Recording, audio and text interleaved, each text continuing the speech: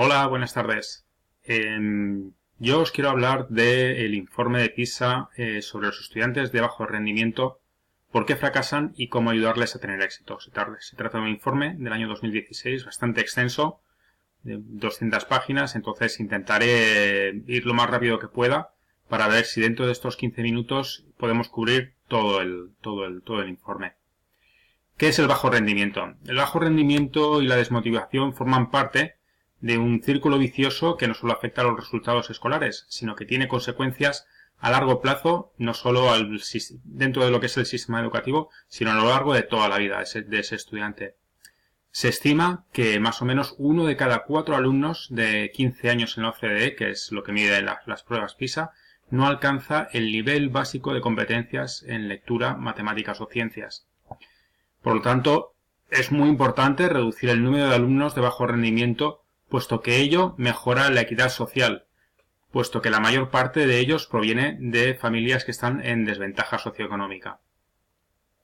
¿Qué caracteriza a los malos rendimientos? Pues es una situación muy compleja, donde existen muchos factores. No hay un solo factor relacionado con el bajo rendimiento, sino que son muchos y combinados entre ellos. En general, los estudiantes con malos rendimientos se caracterizan por actitudes menos positivas hacia la escuela y hacia el aprendizaje, lógicamente, y lo que es lamentable y lo que mantiene esta especie de círculo vicioso es que reciben también menor respaldo de los docentes y de las escuelas. ¿Cómo está organizado el informe? El informe tiene 5 capítulos y luego unas propuestas. Y se divide básicamente en 3 partes. Aquí tenéis un esquema más o menos de todas las variables, aquí tenéis todas las variables que influyen en el bajo rendimiento, divididas en 3 clases. Por una parte, las que afectan a los estudiantes, por otra parte, las que afectan a las escuelas y finalmente las que afectan a los sistemas educativos. Todos ellos influyen de alguna forma u otra en la prevalencia de los alumnos de bajo rendimiento. Vayamos primero a echar un vistazo a qué aspectos tienen que ver con los estudiantes.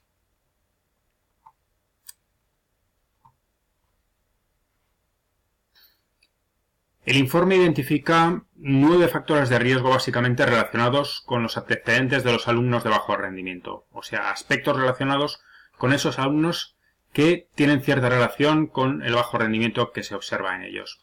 Por una parte, hay una relación con el estatus socioeconómico de los alumnos, hay aspectos que están relacionados con sus antecedentes demográficos, bien sea su sexo, procedencia inmigrante, el lenguaje hablado en casa y luego el progreso a través de la educación. Por ejemplo, si han ido a educación infantil, si han repetido curso, etc. Estatus socioeconómico.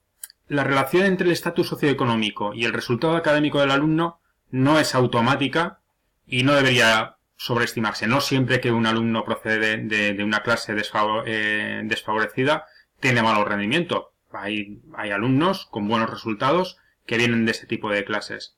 Sin embargo, lo que sí que es cierto, y se puede ver en esta gráfica, es que la mayoría de los estudiantes de bajo rendimiento provienen de las clases más desfavorecidas. Aquí tenéis, en cualquier país que cojáis, tenéis a los alumnos aquí tenéis el porcentaje de alumnos con fracaso, con bajo rendimiento y el percentil socioeconómico al que pertenecen. Y sistemáticamente los que mayor fracaso tienen son los que pertenecen a las clases más bajas. Este no es más que un factor más. Es un factor importante que explica alrededor del 15% de variación de resultados entre países. Antecedentes demográficos. El sexo. Las relaciones en rendimiento relacionadas con el sexo son grandes también, pero son muy complejas. El fracaso escolar, eso lo hemos visto en otras ocasiones, se ceba fundamentalmente en los varones, especialmente en lo que se refiere a la parte de lectura, que es la más básica, la más importante. Aquí ya vemos una desigualdad importante. La procedencia inmigrante y el lenguaje de origen. También los estudiantes inmigrantes que han pasado más tiempo en el país de acogida se observa que tienden a tener mejores resultados que aquellos que llevan menos tiempo. En los países de la OCDE, el porcentaje de alumnos de bajo rendimiento entre los inmigrantes es un 14% mayor que entre los alumnos que no lo son, llegando a ser del 25% en algunos países. Y además de ello, si hay diferencias lingüísticas, cuando tienen lenguajes maternos distintos a los del país en el que residen, hay un 40% más de probabilidades de tener bajo rendimiento. Seguimos con los factores que influyen. La estructura familiar. Los estudiantes que viven en familias monoparentales se observa que tienen un 20% más de probabilidades de tener bajo rendimiento, pues reciben menos ánimo y menos ayuda que los alumnos que viven en familias intactas. El efecto de la estructura familiar es menor que relacionado con el estatus socioeconómico, con la procedencia inmigrante, con el lenguaje de origen o con el sexo. Sin embargo, sigue teniendo una incidencia considerable. Si estamos en un entorno urbano o rural, es otro factor que influye en el bajo rendimiento de los alumnos, de tal forma que se observan mayores porcentajes de bajo rendimiento en los colegios rurales que en las zonas urbanas. Otros factores importantes que se observan en el bajo rendimiento es, por ejemplo, en lo referente a la educación infantil. La falta de educación preescolar es un predictor fuerte, o sea, de la escolarización obligatoria antes de los 6 años, es un predictor fuerte de bajo rendimiento a los 15 años. Es casi 2 veces más probable que un alumno sin educación preescolar obtenga malos resultados. A continuación, la segregación, por ejemplo. Los alumnos repetidores. La repetición es un tema que influye mucho en el bajo rendimiento. En todos los países hay grandes diferencias entre el porcentaje de alumnos de bajo rendimiento entre alumnos repetidores que en alumnos que no han repetido, aunque sean también de bajo rendimiento. Hay un porcentaje mucho mayor cuando repiten que cuando se les hace pasar de curso. Las probabilidades de que un alumno repetidor tenga bajo rendimiento en matemáticas es 6,5 veces mayor. También depende mucho el tipo de programa. Cuando separamos alumnos, por ejemplo, en programas vocacionales, como pueda ser FP o como puede FP básica, el porcentaje de alumnos de bajo rendimiento es el doble que en los ordinarios. Es 5 veces más probable que un alumno vocacional obtenga malos resultados en matemáticas.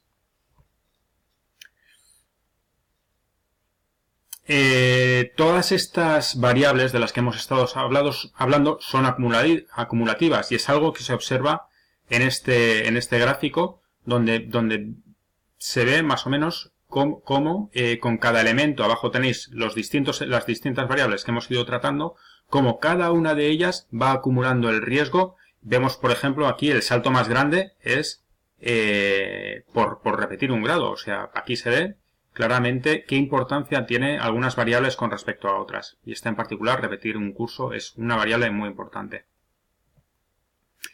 Pasamos ahora a las variables que tienen que ver con las escuelas, con la distribución socioeconómica de los alumnos dentro de ellas, el ambiente de aprendizaje dentro de la escuela y los recursos administrativos de la escuela y de infraestructuras y otro tipo de cosas relacionadas con lo que son las escuelas. De nuevo, tal como hemos visto en la parte anterior, vemos que hay varias variables que influyen en el bajo rendimiento y que están relacionadas. Las tenéis aquí en esta tabla. El perfil socioeconómico de las escuelas. Más de la mitad de la variación en resultados en matemáticas entre escuelas está asociada al perfil socioeconómico de la escuela.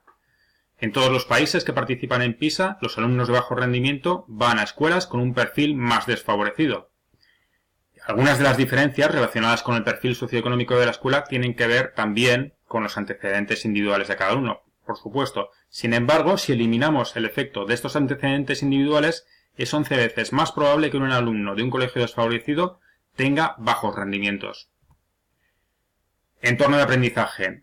El equipo directivo influye mucho en los alumnos de bajo rendimiento que hay. De tal forma, las escuelas más efectivas están lideradas por personas capaces de establecer y comunicar objetivos claros.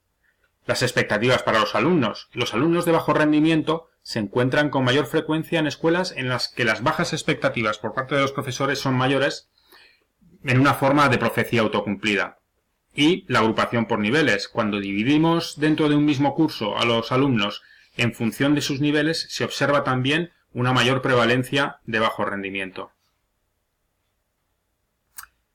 Se observa también que las actividades extraescolares influyen. Hay una relación entre los alumnos que practican más actividades extraescolares, estén relacionadas con el colegio o no, y tener peores resultados.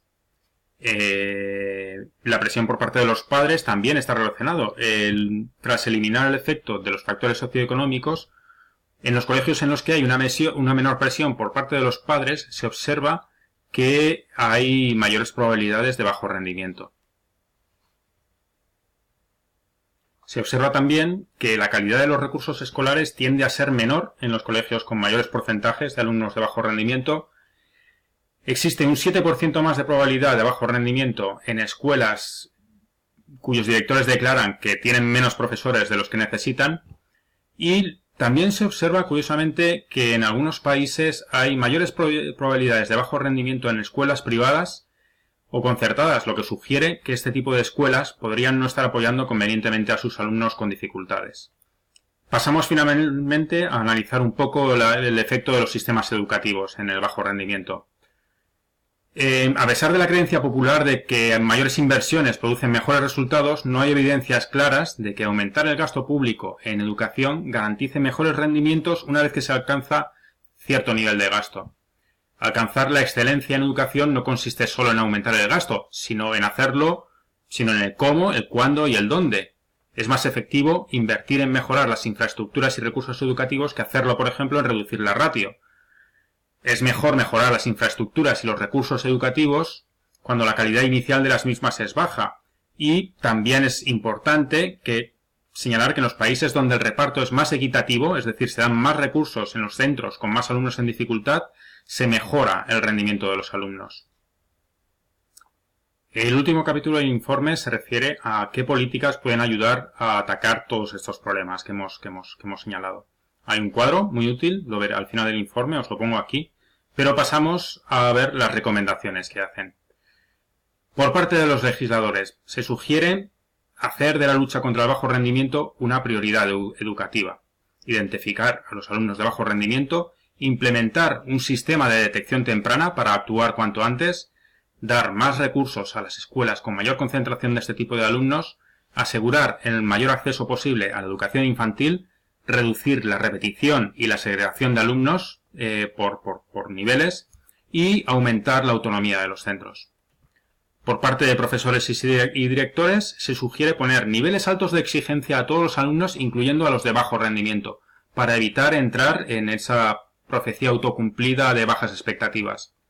Dar mayor soporte a los alumnos con dificultades, enorgullecerse de pertenecer a esa escuela y actuar como profesor como un modelo de actuación para los alumnos.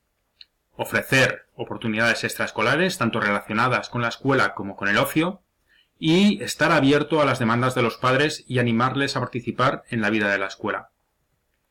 Por parte de los padres y la comunidad se sugiere que animemos a nuestros hijos a esforzarse en la escuela, facilitar un sitio tranquilo dentro de casa para que estudien y ayudarles con los deberes, intentar conectar con ellos, ya sabemos que no es fácil, pero tomar un tiempo para hablar con ellos sobre sus actividades, sobre cómo les va en el colegio, participar en la vida escolar y animar a los miembros de la comunidad a participar como voluntarios o a donar recursos para la escuela y los estudiantes.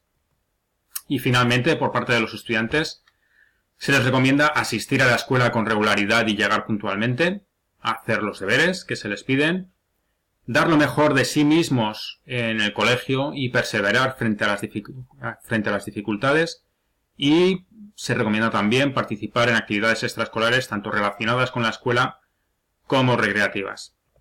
Y con esto doy por terminada el rápido resumen. Siento la extensión, pero bueno, se trata de un informe muy extenso y he dejado algunas cosas en el tintero que bueno, os pondré en la presentación que dejaré en el foro, y me podéis preguntar lo que queráis, intentaré responderos. Muchas gracias y hasta luego.